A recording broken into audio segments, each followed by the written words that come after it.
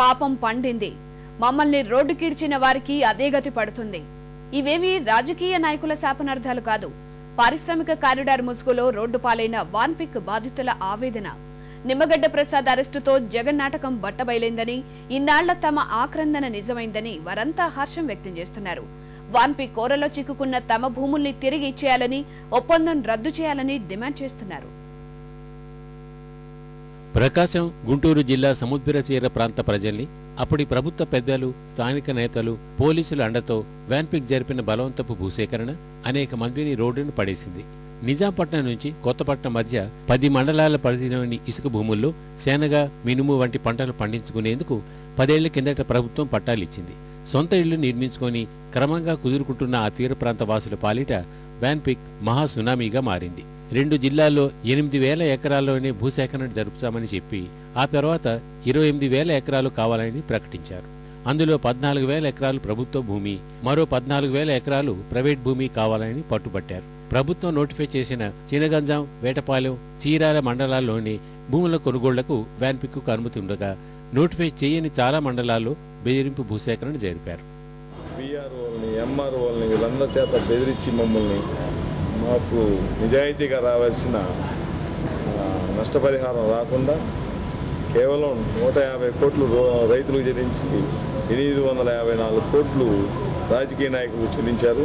ఈ పాపానికి పరిహారంగా జైలుకి వెళ్ళడం జరిగింది.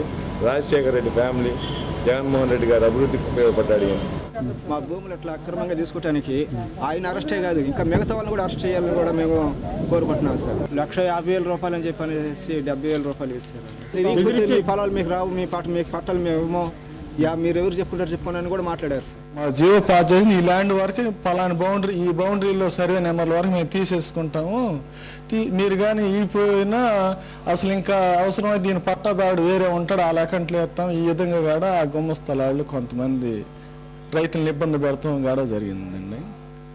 ప్రభుత్వ అనుమతిచ్చిన ఊళ్ళలో చెల్లించిన ప్రకారమే అనుమతి లేని గ్రామాల్లోనూ పరిహారం బలవంతంగా పంపిణీ చేశారు. అసైన్ భూములకు పైసా రాదని, ఇచ్చినంత తీసుకుంటే మంచిదని తమను బెదిరించారని రైతులు వాపోతున్నారు. ఎటువంటి అభివృద్ధి చేయకుండా మంచి భూములను బీళ్లుగా మార్చారని ఆగ్రహం వ్యక్తం చేస్తున్నారు. అక్కడి నుంచి రానిత్తలే, మమ్మల్ని ఇప్పుడు కూడా రానిత్తలట్టు పొలాలు ఇచ్చారు. లేకపోతే మేము గవర్నమెంట్ ద్వారా సాధన చేసేసుకుంటామని చెప్పి 75,000కి ఎంత ఖాళీ చేసేసాం. మా గుండాయిపాలెం భూములు చాలా అన్యాయం చేసి 70,000 రూపాయలు లెక్కన కొనేసి వాటిల్లో మళ్ళీ 3,000 రూపాయలు దళారులుగా చేస్తున్నారు. మమ్మల్ని చాలా అన్యాయం చేశారండి. మా భూములు మాత్రం మాకు ఇప్పించమని చెప్పని మేము పదే ప్రార్థిస్తున్నాము. నిమ్మగడ్డ ప్రసాద్ని కానీ జగన్ కానీ మాత్రం వదిలే పనే లేదు. మాకు మాత్రం న్యాయం జరగాలి. జగన్ కానీ నిమ్మగడ్డ ప్రసాద్ని కానీ జైల్లో ఉంచాలి. వీళ్ళందరినీ మాకు జైల్లో ఉన్నందువల్ల మాకేం బాధ లేదు. సిబిఐ నిర్ధారించినట్లుగా వాన్పిక్ తక్కువ ధరకే తమ భూముల్ని లాగేసుకుందని ముందు నుంచి చెప్తున్నామని బాధితులు గుర్తు చేస్తున్నారు.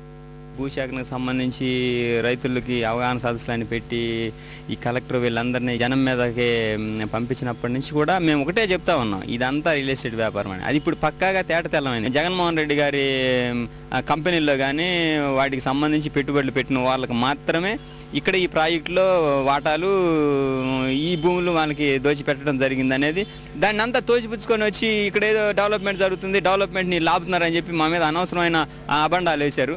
వాన్పిక్ కంపెనీ వాళ్ళు 1కి 4 సార్లు వచ్చి మేము లీజ్కి ఇచ్చేసి ఉన్నామండి ఆల్రెడీ. ఆ లీజుని కూడా రద్దు చేసుకోండి, మీకు ఇట్లా ఇస్తాము, మీకు సంవత్సరానికి ఎంత వచ్చేది అనుకుంటున్నారు, అది ఇది అని చెప్పారండి. సరే మా వాళ్ళు మొత్తం పేదోళ్ళు కాబట్టి సరే అని నమ్మి ఇచ్చామండి. ఇచ్చిన తర్వాత ఆఫీస్కి తీసుకెళ్ళి ఎంటీ డాక్యుమెంట్లు ఉంటాయి కదండి, వాటి మీద సంతకాలు పెట్టుకుంటున్నారండి. ఇదేంటండి ఇంత రాయలేదు కదండి ఏంటని చెప్పానంటే, బాబు మీరు 66 ఉన్నారు, ఇక్కడ జనం లేరు, తర్వాత మేము రాసుకుంటాంలే, మీకు ఆ ప్రాబ్లం లేదు అని అన్నారండి. ఈ పట్టాలన్నీ ఇవ్వండి లేదా మా డబ్బులు మాకు ఇచ్చేయండి అంటే ఇస్తాం అని చెబుతున్నారండి. ఒకటి లేదండి. భూమి కొన్నాళ్ళు ఖాళీ కానీ ఇప్పుడు సాగు చేస్తాం. మళ్ళీ మేము ఈ కూడా వీళ్ళు మేము కుక్కలే తీసుకొచ్చి పడగొట్టి చేస్తా ఉన్నారు. అంటే 100 మంది అన్నారు తీసేసుకున్నాం అన్నారు.